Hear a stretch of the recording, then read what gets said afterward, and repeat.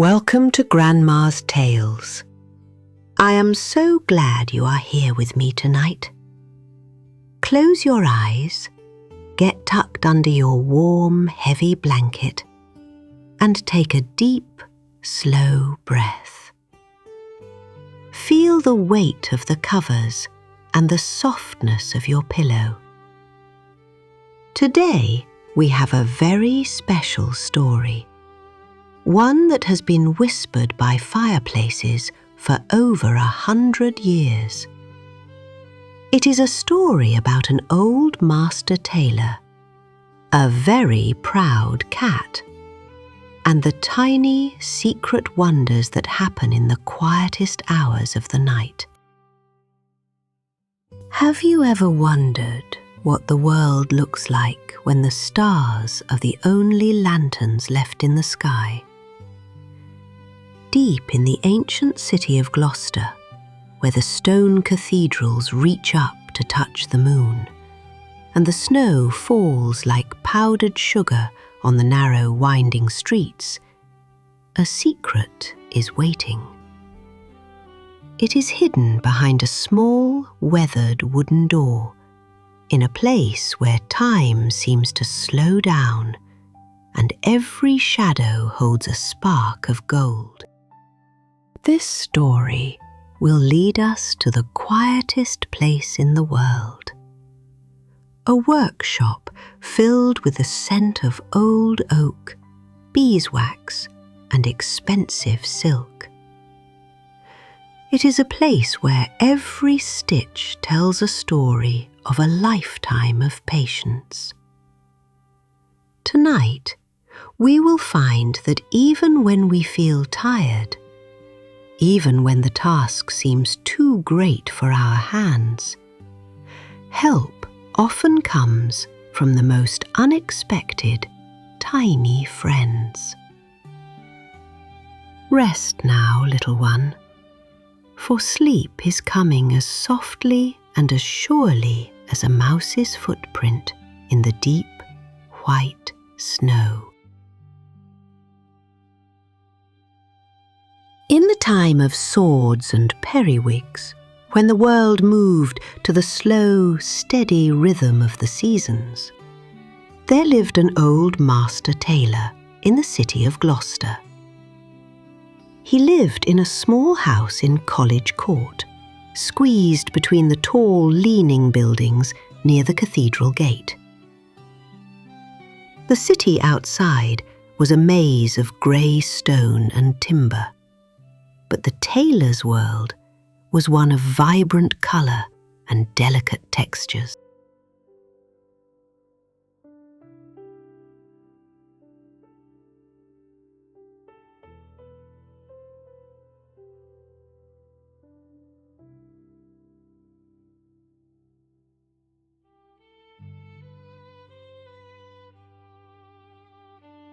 He was a small, frail man whose hair had turned as white as the winter frost that crusted the window panes.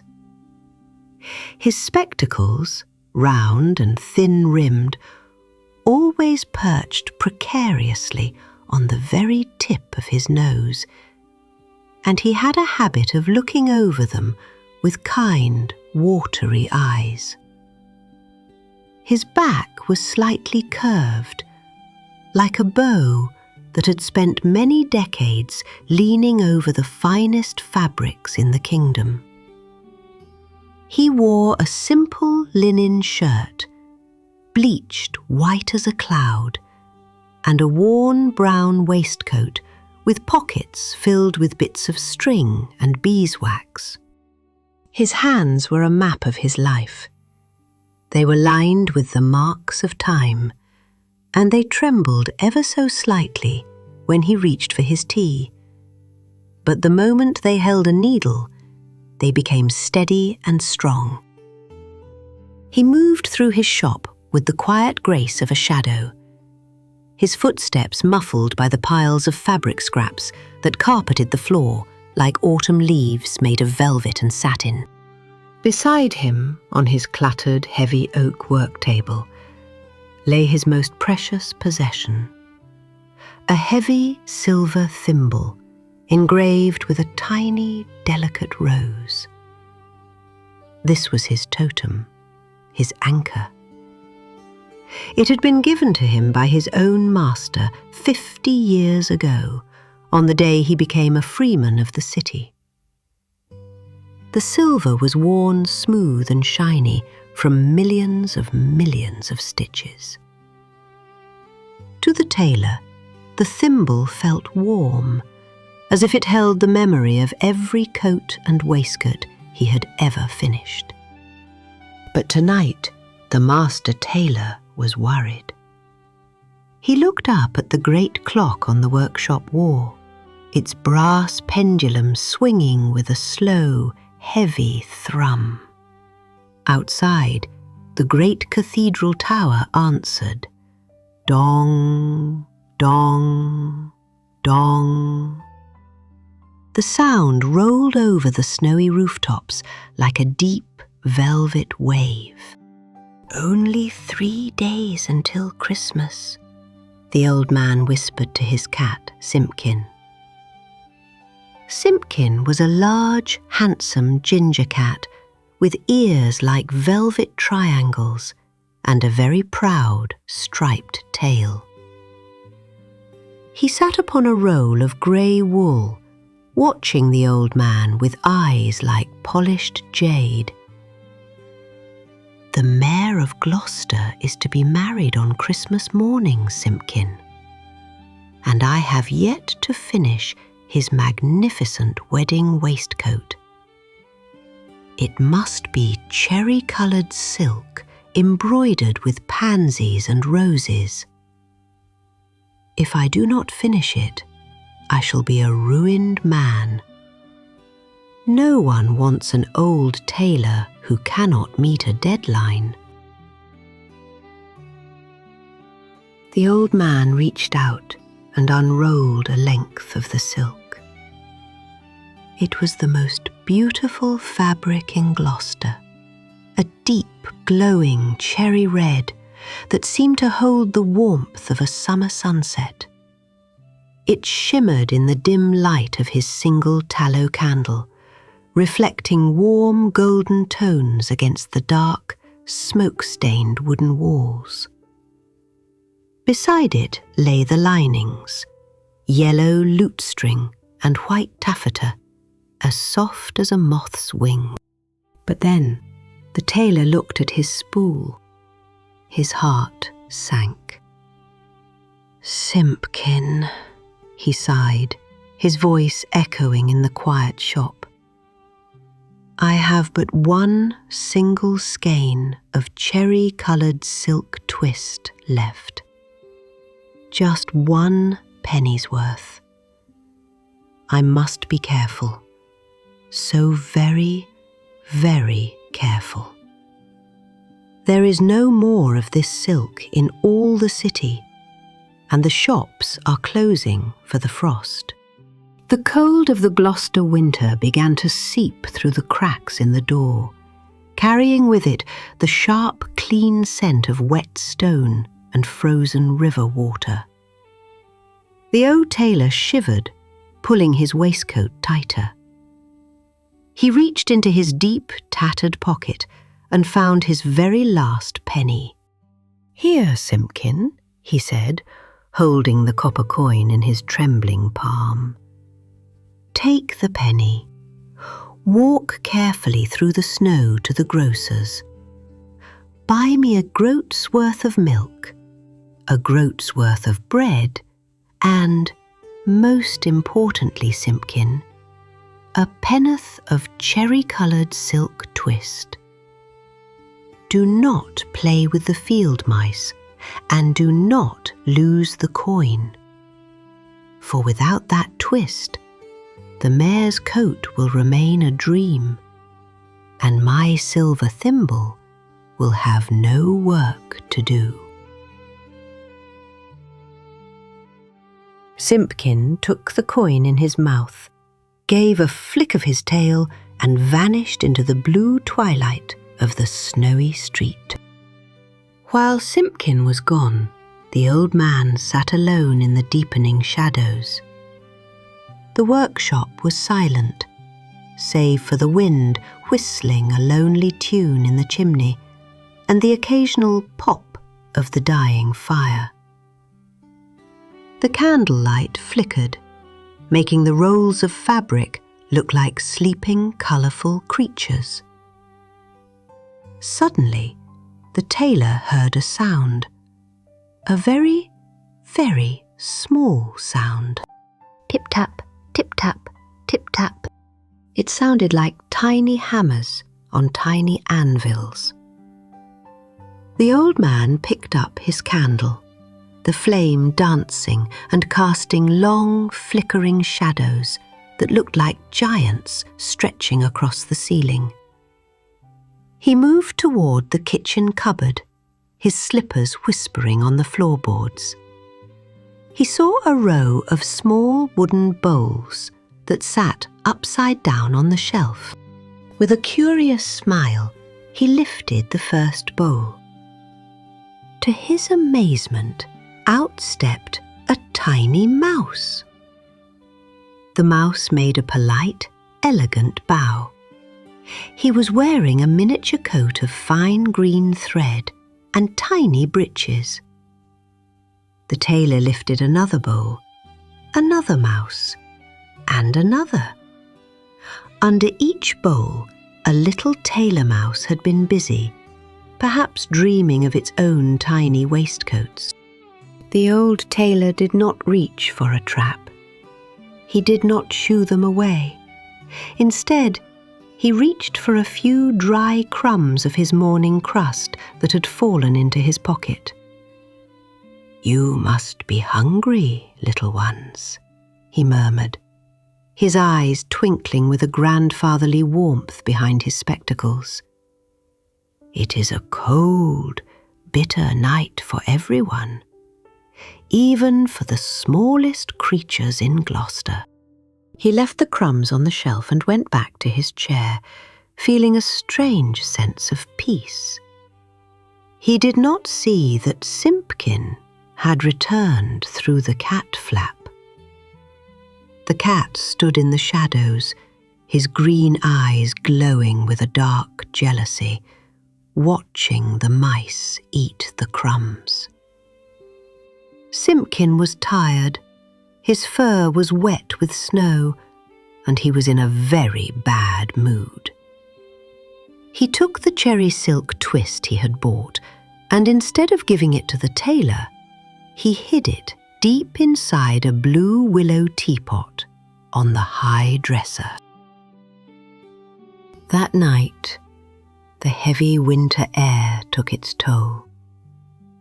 The old master tailor grew very, very ill. The fever burned in his cheeks, and his breath came in short, tired gasps. He could not stand, let alone hold a needle. He lay in his small bed in the attic room, the silver thimble resting uselessly on the nightstand, catching the cold light of the moon. Outside, the blizzard grew stronger. The snow piled high against the shop door, sealing it shut with a wall of white. Inside, Simpkin sat on the bed, purring loudly, but he did not tell the tailor where the silk twist was. For 3 days and 3 nights, the workshop remained dark and frozen. The mayor's waistcoat lay on the table unfinished, its beautiful cherry silk covered in a fine layer of dust. Tick-tock, Christmas is coming. Tick-tock. The old man dreamed of red silk and golden needles, but in his dream, the thread always broke. It was now Christmas Eve. The moon was a giant silver coin in the sky, reflecting off the ice-covered cobblestones and the frozen gargoyles of the cathedral. Inside the dark workshop, a tiny light began to glow, not from a candle, but from the magic of a kindness remembered. It started as a single spark near the cupboard, then a dozen, then hundreds of golden dust particles began to swirl and dance in the air, illuminated by the moonlight streaming through the frosted windows. The mice came out, not just 3, but hundreds of them, coming from behind the wainscoting and under the floorboards. They were the mice of Gloucester, and they had heard that the kind old man was ill. They climbed the table legs with tiny scratching claws. They picked up the silver needles, which were like heavy spears to them. They found the scraps of silk and the yellow lute string. Stitch, stitch, stitch. Working in teams of 4, they pulled the heavy needles through the silk. They used their tiny paws to smooth the velvet. Their movements were a rhythmic dance, a silent ballet performed on a stage of cherry-red fabric. They embroidered the pansies with purple thread and the roses with pink. They finished the buttonholes with the finest, most delicate stitches ever seen in the history of tailoring. The air was thick with the scent of magic and old roses. The mice sang a tiny, silent song as they worked through the night, returning the kindness the old man had shown them when he gave them his last crumbs. Every stitch was a thank you. Every knot was a get well soon. But as the clock struck midnight and the bells of Gloucester began to ring for Christmas, the mice stopped. They looked at the edge of the waistcoat. There was one buttonhole left to finish. They searched the table, they searched the floor, but they could not find the cherry silk twist. It was still hidden in the blue willow teapot, and Simpkin was guarding it with a grumpy heart. On Christmas morning, the sun rose over the Severn River, painting the snow-covered city in shades of brilliant gold and soft, glowing pink. The air was crisp and silent. In the attic, the old master tailor woke up. The fever had broken as if by a miracle. His head was clear and his strength had returned. But his heart was heavy with a terrible sadness. "The wedding," he croaked, his voice thin and fragile in the cold morning air. "Today is the wedding, and the waistcoat is not done. I have failed the mayor, and I have failed my craft." He dressed slowly, his bones aching, and hobbled down the narrow, creaking stairs to his shop. He expected to see a room of shadows and a ruined dream, but when he pushed open the heavy wooden door, he stopped. He gasped, and his spectacles nearly fell from his nose. The room was filled with a warm, golden light that seemed to pulse with a life of its own. The dust particles in the air looked like floating flakes of gold.